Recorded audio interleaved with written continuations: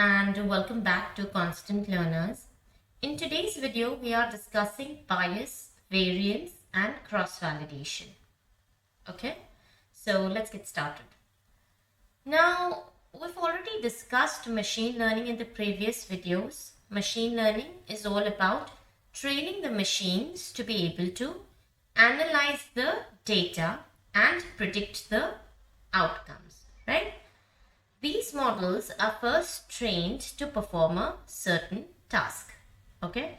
And then they are finally put to use, right? Every machine needs to be trained to understand what exactly do we expect the machine to do, right? Now, a good machine learning model is the one that generalizes any new input data perfectly. Generalizes new input data perfectly means what? That means it can predict the outcomes for a new unknown input data perfectly, okay? But then there are situations where the model could give us erroneous results, okay? There are errors, but there are two most common prediction errors, and they are bias and variance, okay? And both bias and variance leads to a phenomena known as underfitting and overfitting, okay? So in this video, we are going to discuss what is bias, what is variance, what is underfitting and overfitting, and how can we overcome underfitting and overfitting. So let's start with bias. Now, before we get into the technicalities of what bias is, let's take a very simple example, okay? Let's suppose that someone close to you in your family is going to have a baby, okay? And they give you the responsibility to get the clothes for the newborn child, okay? But you know nothing about what kind of clothes you need to buy. So you request another friend of yours who has recently had a baby to train you, all right? Train you about what exactly should you be looking for when you are buying a newborn baby's child. So both of you go for shopping, okay? Now you're too excited looking at these cute clothes all around you, but your friend is telling you, or you can say the friend is training you, that you have to buy clothes that are smallest in size, of course, because it's a newborn, and the clothes that are comfortable, right? That are soft, that are light colored, so that it's not uncomfortable or irritating to baby's skin. So can we say that you are in your training phase? Correct? So you are right now in your training phase when your friend is training you what exactly you need to look for when you're buying a baby's clothes. Alright? Now you buy total, let's say 10 clothes. Okay?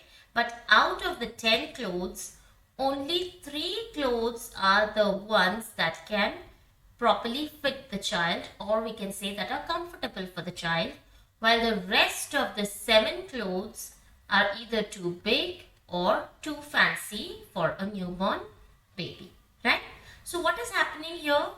You are not functioning well during your training phase, okay? So we can say that you have failed in your training phase, okay? You're not performing well in the training phase. Then there are higher chances that when you go shopping alone, at that time you will again get distracted and buy things that are not really required, correct?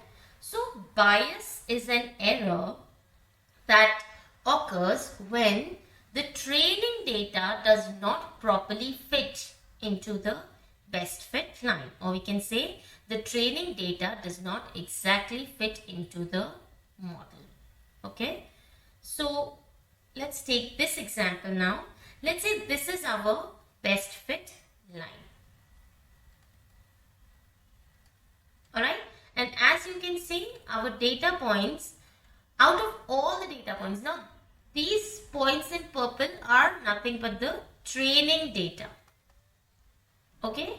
Until now, the new data has not been given to the model. The model is in the training phase right now. So as you can see, the training data itself isn't fitting into the model properly. There are only 2 points that are satisfying the criteria and fitting into the model. So this is a very low accuracy. Okay, this accuracy is very low. So when the training data itself does not fit properly into the best fit line, we say that we have high bias. Okay, I hope that bias was clear. Okay, now what will be low bias then?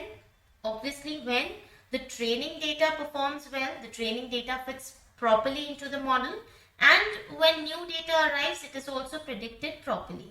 Then we say that we have low bias. Okay, so when the training data isn't fitting correctly, we say that we have high bias.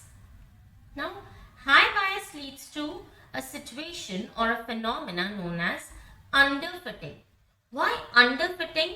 Because as you can see, the data isn't fitting properly into the model. That is why we call it underfitting. The data, which data?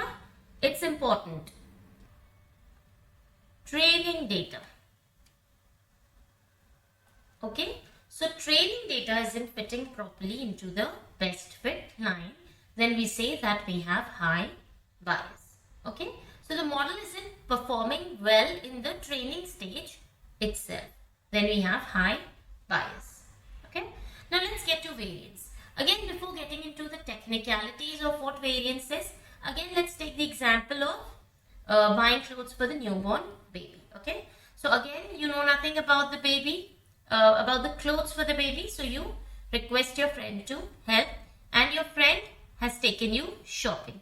So now you are in your training phase. Okay, and let's say that all the 10 clothes that you have bought are perfect for the newborn child. Okay, that means what? You are performing with 100% accuracy in your training phase. Okay, but now when you go shopping alone, that will be your testing phase. Okay, and you get distracted when you go shopping alone, and you do not perform well during your testing phase. Then we say that we have high variance. Okay, so variance is an error where the training data fits too perfectly into the best fit line. Okay, the training data is fitting perfectly, but during the testing phase, the model does not perform well. Let's take this example. Now here, this wobbly line, or we can say the squiggly line, is our best fit line. Okay, and as you can see, all the data points here are fitting perfectly into our best fit line. And these purple data points are nothing but our training data. Okay, this is our training data. So the training data is fitting perfectly into the model. Alright, so can we say that the model is performing with 100% accuracy during its training phase? But now when the training phase is over and new data is given to the model, what happens? The model gives us erroneous results. Okay, that means let's say new data is coming. Now let's say it's coming somewhere here.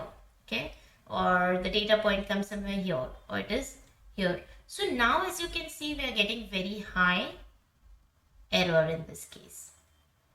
Okay, so the accuracy has reduced. So this is a case of high variance where the training data fits perfectly, but when the new data comes, the model is unable to predict the proper outcome. The model performs well in the training phase, but when the new data is coming, when it is time to perform, it does not perform well. The accuracy is reduced. So this is a phenomena of high variance. So of course, what will be low variance? Low variance is achieved when the predicted output falls closer to the observed or sampled output. Okay, so this is our observed output and this is our predicted output. This was during the training phase, and this is now when the new data has been given to the model. So it is falling somewhere here, somewhere here, somewhere close to the best fit line. So we can say that new data is also fitting properly into our model, right?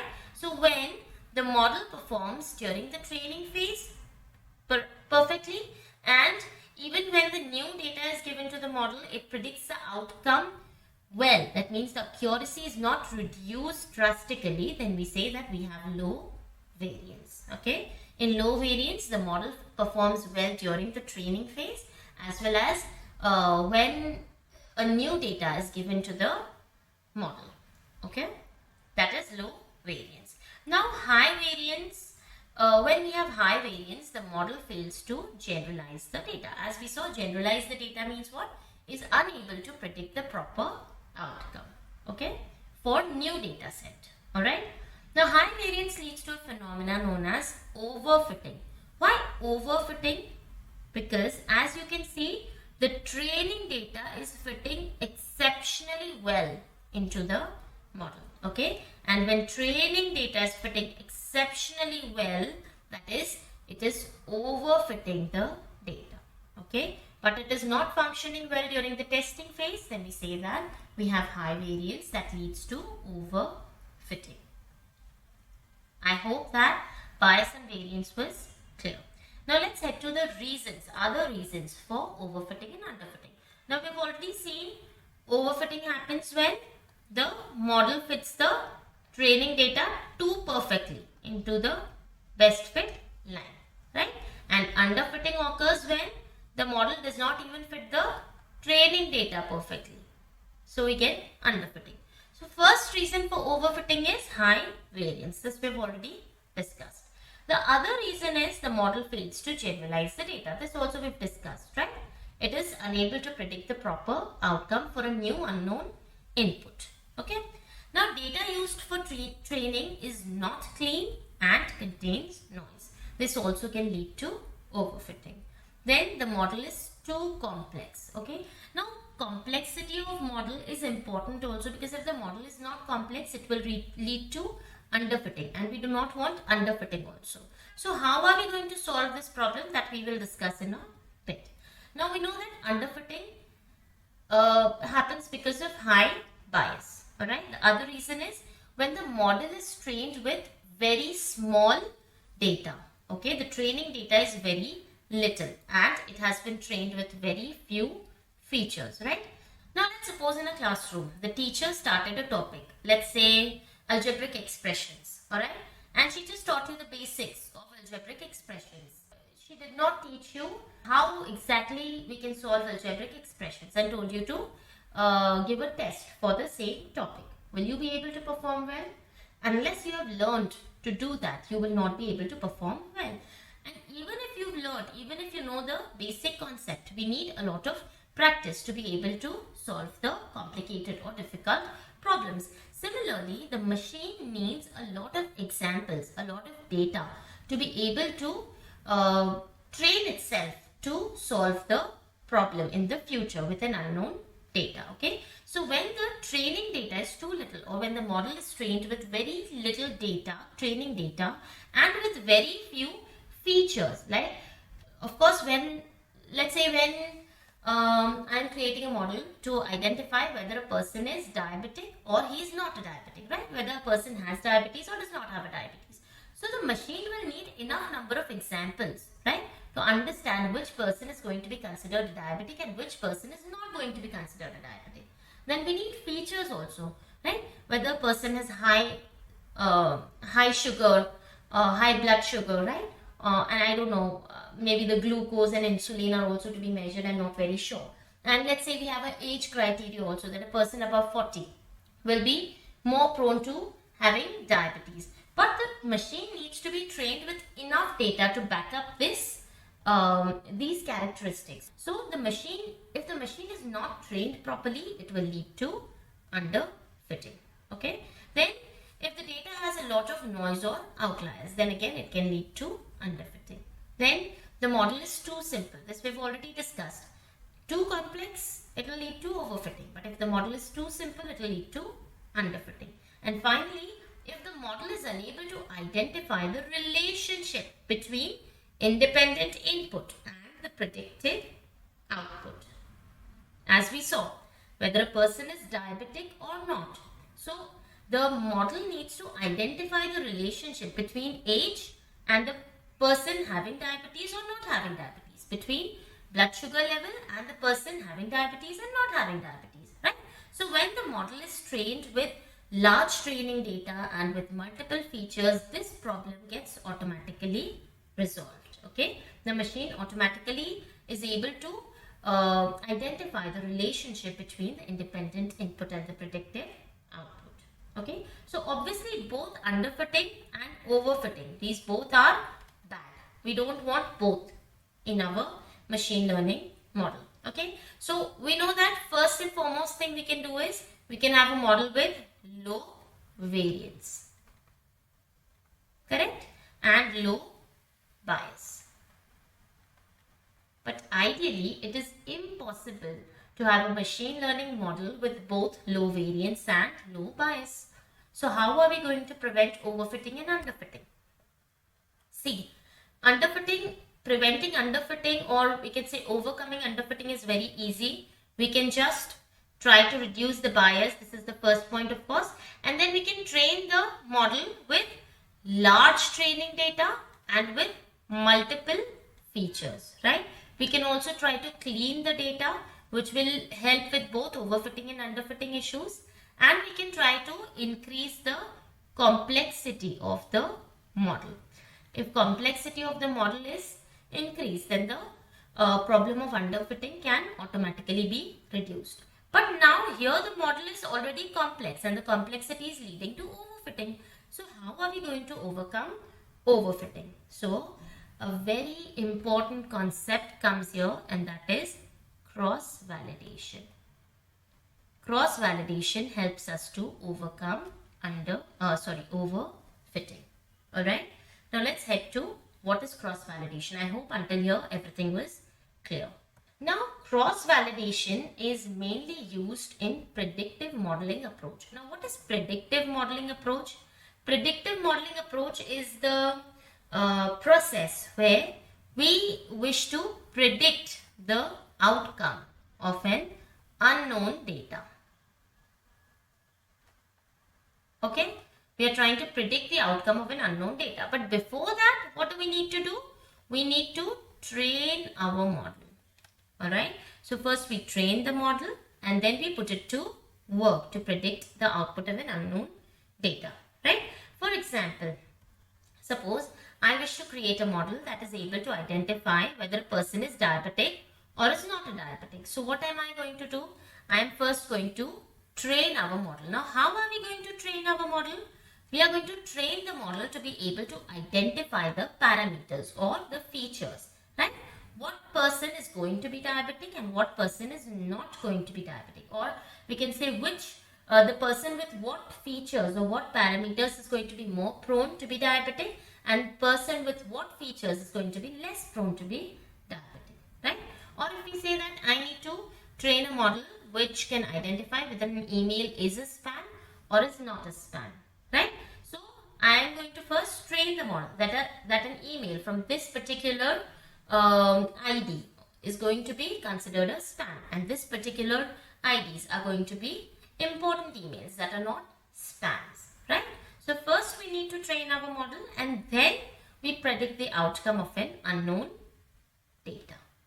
Alright, so this is predictive modeling approach, and mainly cross-validation is used in case of predictive modeling approach. Okay, now we know that there are multiple machine learning models, right? We've already discussed so many for classification. There is support vector machine, then there's logistic regression, there's k-nearest neighbors, there's naive-Bayes algorithm, and there are so many more, right? So which machine learning model will be suitable for my my data set or for my criteria? How am I going to decide that? How am I going to choose one amongst these? Just like that? Just because I want to. Today I am in the mood for logistic regression. So I'm going to use logistic regression. Is it going to be like this? No. We need to check the accuracy of all of these models, right? We need to check which model is performing more accurately in a particular scenario for a particular data set. And how can we check this accuracy? With the help of cross-validation. Okay, so we can say that cross-validation is used to evaluate machine learning models. Evaluate machine learning models means what? Cross-validation helps us to identify which machine learning model will work best for a particular data set in a particular scenario. Okay, we're going to discuss this in a little detail by the end, after we've discussed what cross-validation is and how exactly cross-validation works. Alright, now let's discuss what cross-validation is. That is, how exactly does cross-validation work. Okay, now in a classroom, what happens? The teacher first teaches the student, or we can say trains the student, right? Then she takes the class test. Okay, so this training and testing goes on for many times. It's not like the teacher teaches once, tests once, and the student is ready for the university exam or the board exam or the final exams, right? No, the teacher teaches the student, tests the student, again trains for something, tests for something, right? So this training and testing goes on many times before the student is finally ready for the final exams or the university exams. Now the same concept is used in cross-validation. We know that we have training data, right? Because the model is first trained. So let's say this is our training data, okay? Now in case of cross-validation also, we train our model on the training data and we also test our model on the training data, okay? So we train the model on our training data as well as test the model on the training data. That is, both training and testing is being done on the training data. It's not like we train the model on the training data and then we wait for a new data point to come and then we are going to directly put it to use. No. We test the model for accuracy on the training data itself. We check that whatever we have trained the model for, is it functioning properly? And that is why we take multiple training and testing cycles to train the model on the training data itself before the model is finally ready to predict the new unknown data outcome. Okay. So first, in cross-validation, we divide or we split the data into multiple subsets. Okay. Now here we've divided it into 1, 2, 3, 4, 5, 6, 7, 8. So we've divided it into 8 subsets. We've divided our training data into 8 subsets. Now out of these 8 subsets, some subsets will be used for training the model. Okay. And the subset that was not used for training the model is used to test the model. Okay, and this is not a one-time thing. We don't just train the model for some subsets and then test it for one subset and we are ready. No. This training and testing of the training data or of the model for the training data happens multiple times. We are going to discuss in a bit how it happens multiple times. Okay. Now the data set or the subsets that was used for training the data, that means these 7 subsets are known as training set. Okay, and this one set that wasn't used for training is known as validation set or test set. Okay, so this is the basic concept of cross-validation. Divide the training data into multiple subsets, train some subsets, test on the remaining subset. Again, train the model on some other subsets, test on the remaining subset. Again, train the model on some other subsets, test on the remaining subset. Okay, this process continues. Okay, until the whole training data is used for training the model as well as testing the model. And then finally the model is used to predict the outcome of a new data input. Okay, now cross-validation can be performed in many different ways, and that is, there are different types of cross-validation: hold out cross-validation, leave one out, k-fold, nested k-fold, and there are many more. But in this video we are only discussing k-fold cross-validation and leave one out cross-validation. Alright, I hope that the basic of cross-validation is clear. Now, in case of k-fold cross-validation. Let's say I have this data set with how many entries do I have here? 100 entries. Okay. Now, we know that in cross-validation, we have to divide our data set into multiple subsets. But how many subsets are we going to divide our data into? That we decide with the help of this k here. Okay. So, k tells us how many subsets are we going to divide our data into. Okay.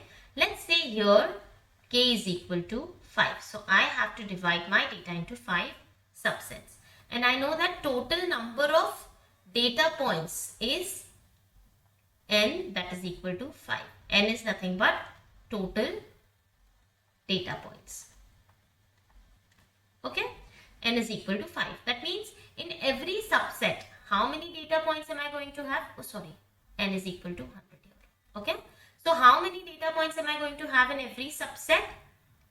Data points in every subset is going to be equal to 100 divided by 5, that is equal to 20. Okay. So, I have divided my data into 5 subsets. 1, 2, 3, 4 and 5. And every subset has 20 data points. 20 plus 20, 40 plus 20, 60 plus 20, 80 and plus 20, 100. Okay. Now, in case of k-fold cross-validation, we train our model on k minus 1 subsets. Okay. So, for training, we use k minus 1 subsets. That is, here it is going to be 4. And we test our model on just one subset. Alright.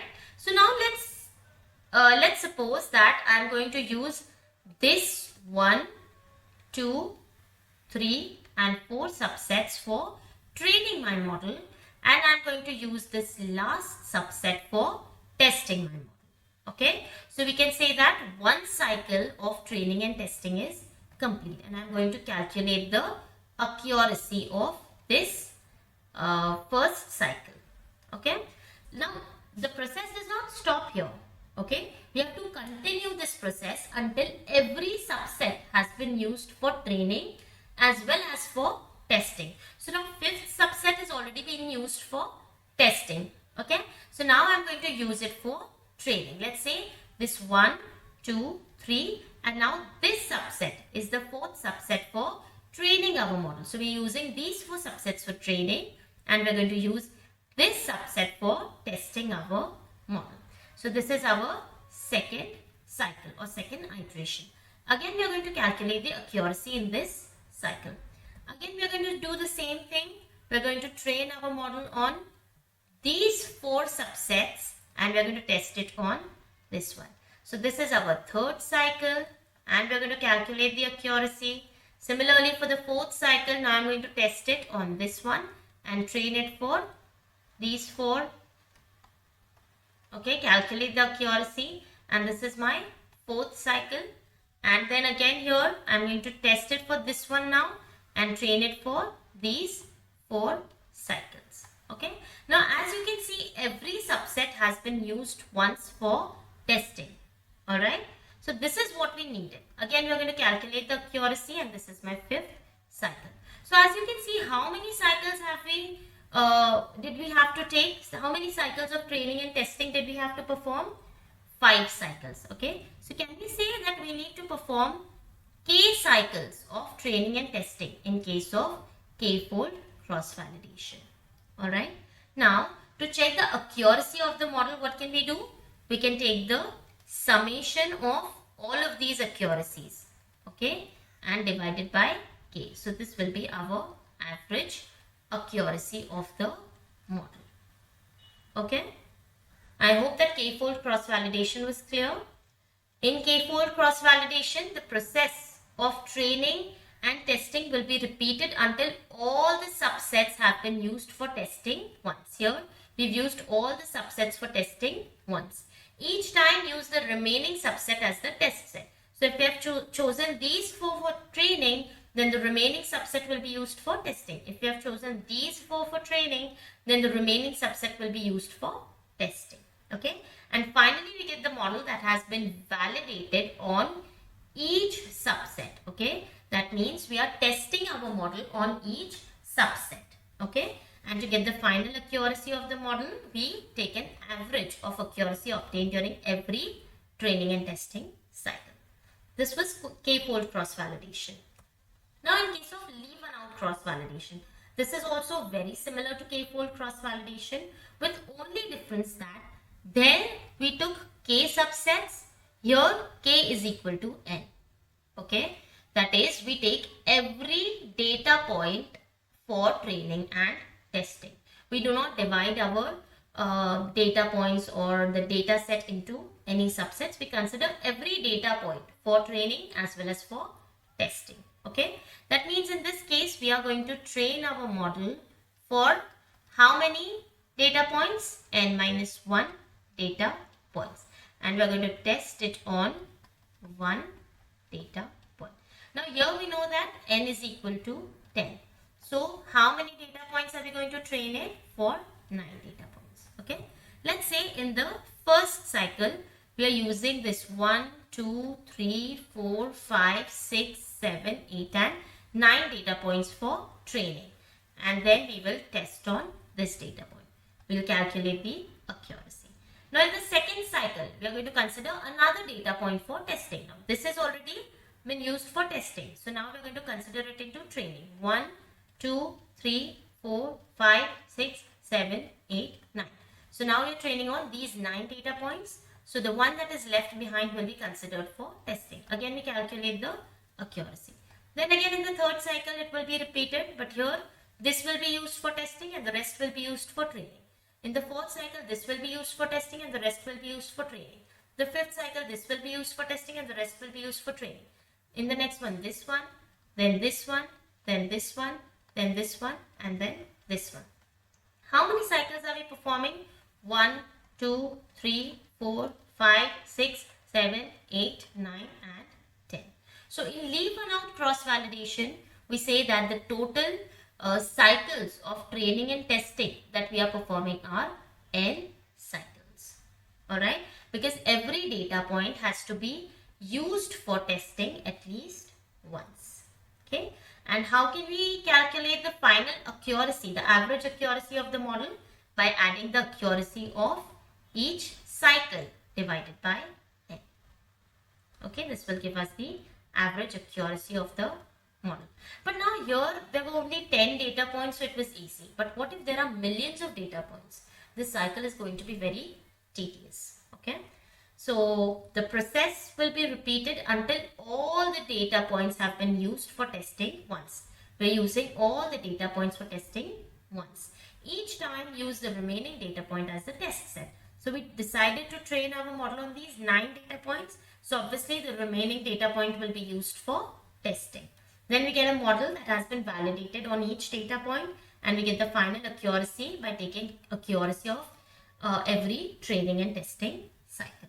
I hope that leave and out cross validation was also clear. Okay, so cross validation is used to reduce overfitting. Okay, to evaluate the machine learning models perfectly. This we were going to discuss in the end, right? Now let's suppose I have this data point, this training data set. Okay, this is my training data. Now I choose that I will use one of these 3 machine learning models to train my model over this training data set. So how can we decide which one will be the most favorable model for this data set or for this particular scenario?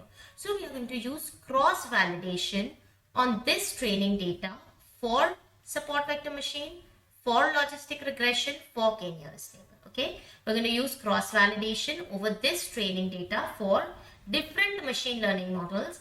We are going to calculate the accuracy of these models, and then we are going to compare the accuracy of these models and then decide which model will be perfect for this particular scenario. Okay, if the accuracy of support vector machine is largest, then we are going to use this as the model for as the machine learning algorithm for our particular data set or the scenario. Okay, so cross validation helps us or our model to identify every aspect of our data. Which data? Training data. Okay, because it is going through every aspect of our training data, and thus it helps us to recognize new unknown data correctly and provides higher accuracy. Okay, so that was all about cross validation, bias and variance. I hope that I was clear enough to explain this topic well.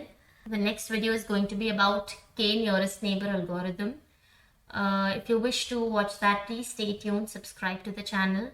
If you have any doubts, any queries, you can always mention them in the comment section below. You can connect with me on Instagram or through LinkedIn. I will share the links below. Also, if you like the video, please give it a thumbs up. Please share some kind words in the comment section below. It really means a lot. And thank you so much for watching.